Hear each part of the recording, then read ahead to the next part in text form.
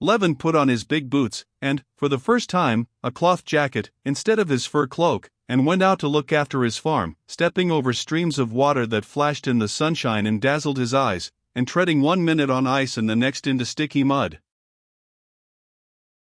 Spring is the time of plans and projects. And, as he came out into the farmyard, Levin, like a tree in spring that knows not what form will be taken by the young shoots and twigs imprisoned in its swelling buds, hardly knew what undertakings he was going to begin upon now in the farm work that was so dear to him. But he felt that he was full of the most splendid plans and projects.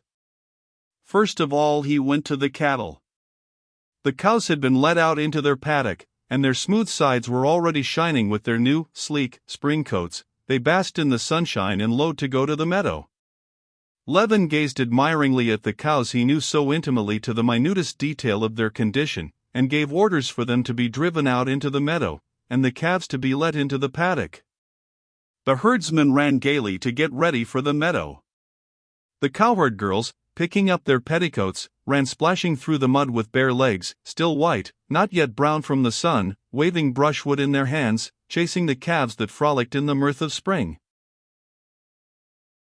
After admiring the young ones of that year, who were particularly fine, the early calves were the size of a peasant's cow, and Pava's daughter, at 3 months old, was as big as a yearling. Levin gave orders for a trough to be brought out and for them to be fed in the paddock. But it appeared that as the paddock had not been used during the winter, the hurdles made in the autumn for it were broken.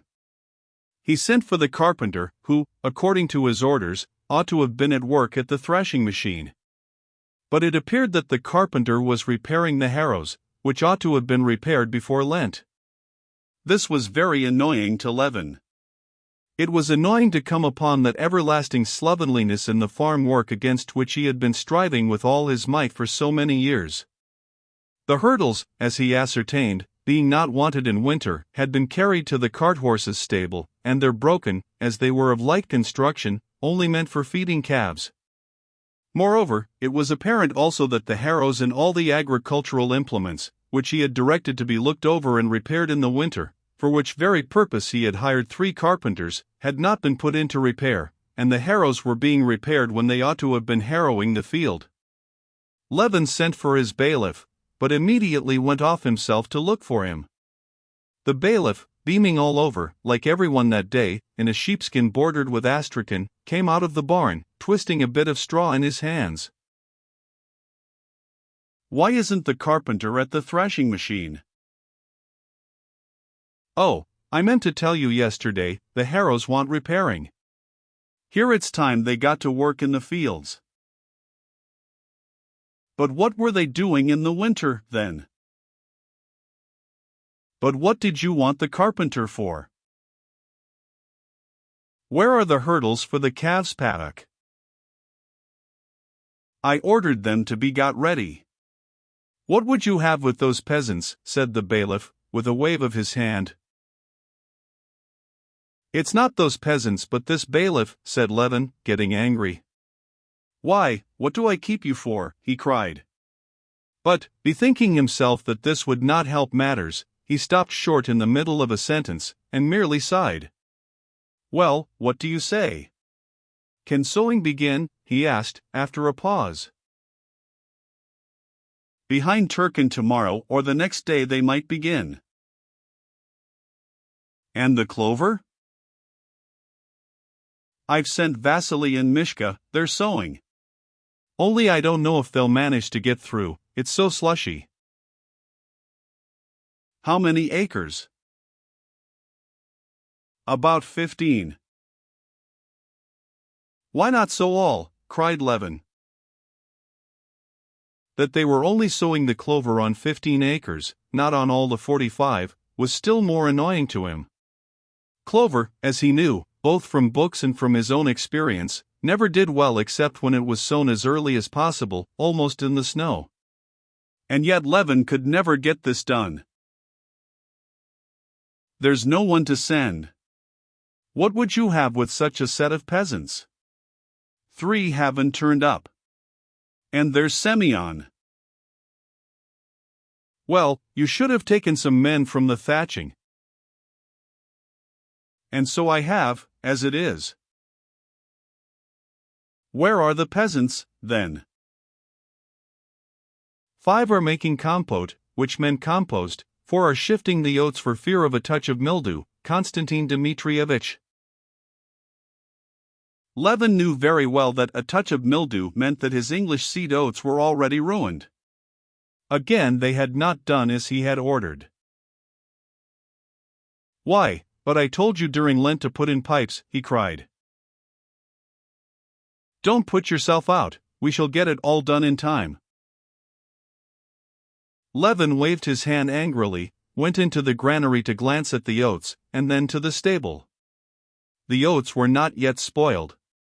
But the peasants were carrying the oats in spades when they might simply let them slide down into the lower granary, and arranging for this to be done, and taking 2 workmen from there for sowing clover, Levin got over his vexation with the bailiff. Indeed, it was such a lovely day that one could not be angry. "Ignat," he called to the coachman, who, with his sleeves tucked up, was washing the carriage wheels, "saddle me." "Which, sir?" "Well, let it be Kolpik." "Yes, sir."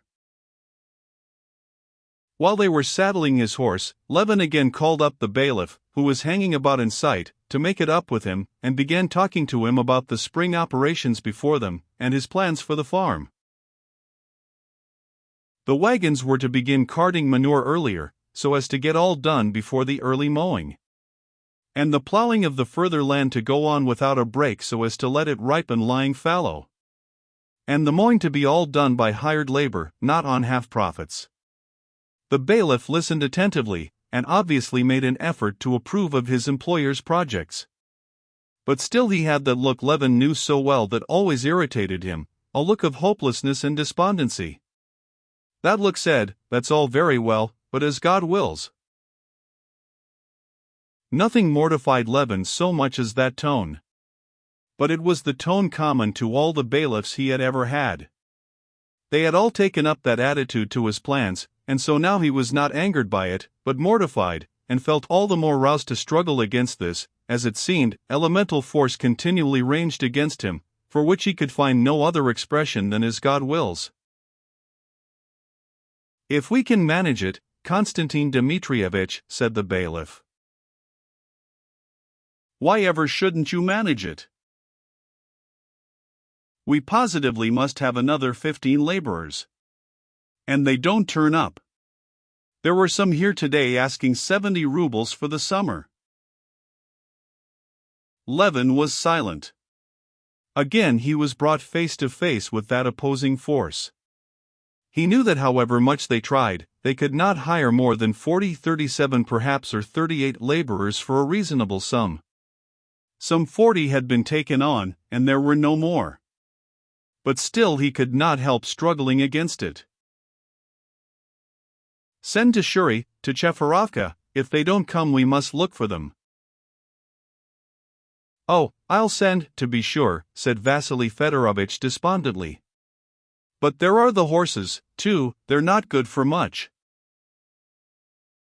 "We'll get some more."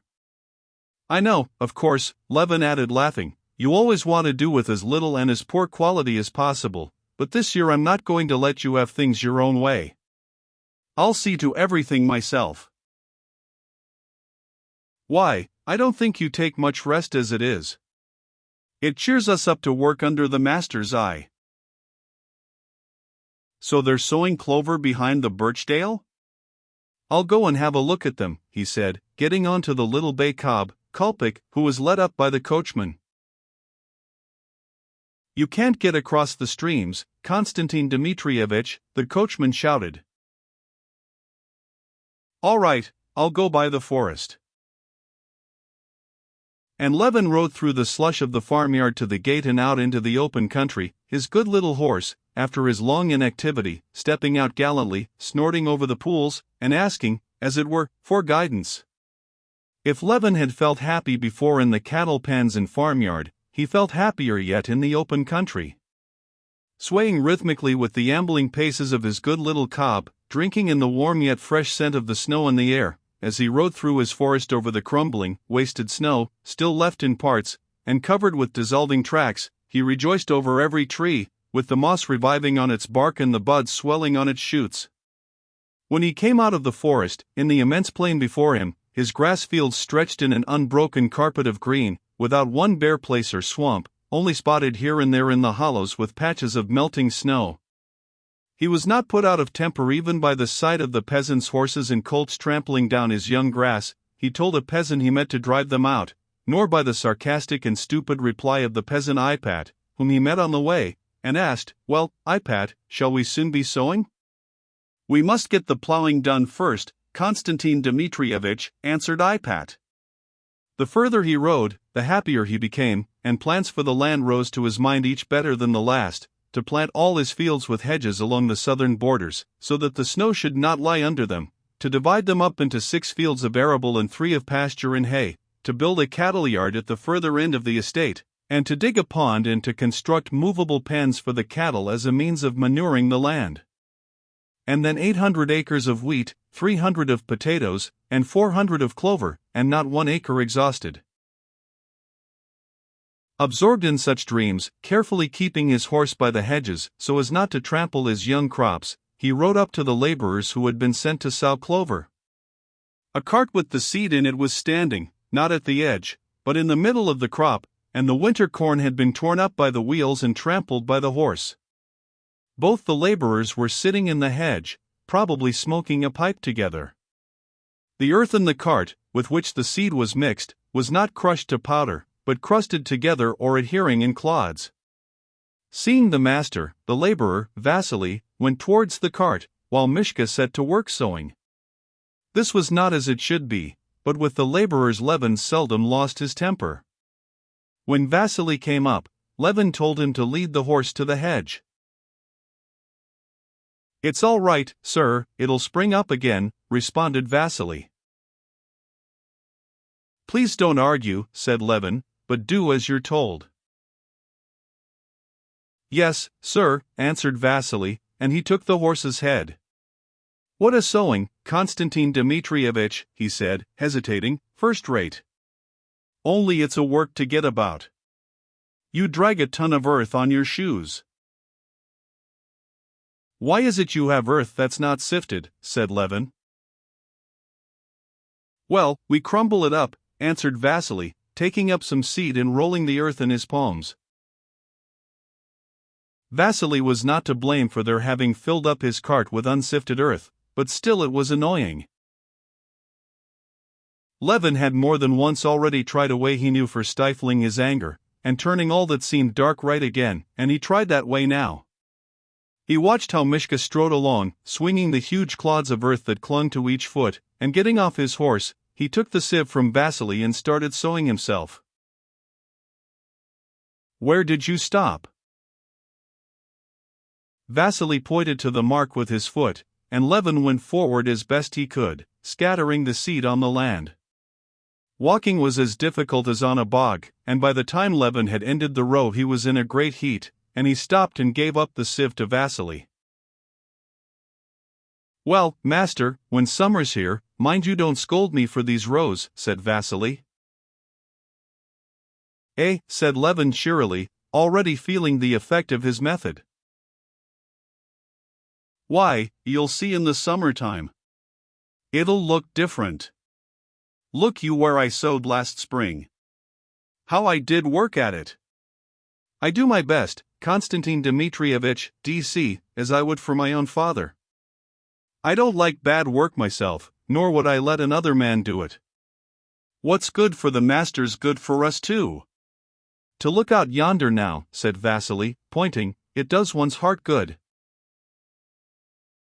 It's a lovely spring, Vasily." "Why, it's a spring such as the old men don't remember the like of. I was up home, an old man up there has sown wheat too, about an acre of it. He was saying you wouldn't know it from rye." "Have you been sowing wheat long?" "Why, sir, it was you taught us the year before last. You gave me 2 measures. We sold about 8 bushels and sowed a rood." Well, mind you crumble up the clods, said Levin, going towards his horse, and keep an eye on Mishka. And if there's a good crop you shall have half a ruble for every acre. Humbly thankful. We are very well content, sir, as it is. Levin got on his horse and rode towards the field where was last year's clover, and the one which was plowed ready for the spring corn. The crop of clover coming up in the stubble was magnificent. It had survived everything, and stood up vividly green through the broken stalks of last year's wheat.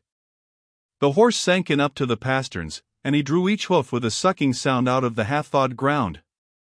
Over the ploughland riding was utterly impossible. The horse could only keep a foothold where there was ice, and in the thawing furrows he sank deep in at each step. The ploughland was in splendid condition. In a couple of days it would be fit for harrowing and sowing.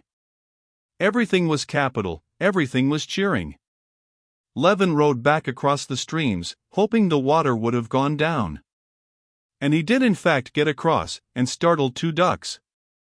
There must be snipe too, he thought, and just as he reached the turning homewards he met the forest keeper, who confirmed his theory about the snipe. Levin went home at a trot, so as to have time to eat his dinner and get his gun ready for the evening.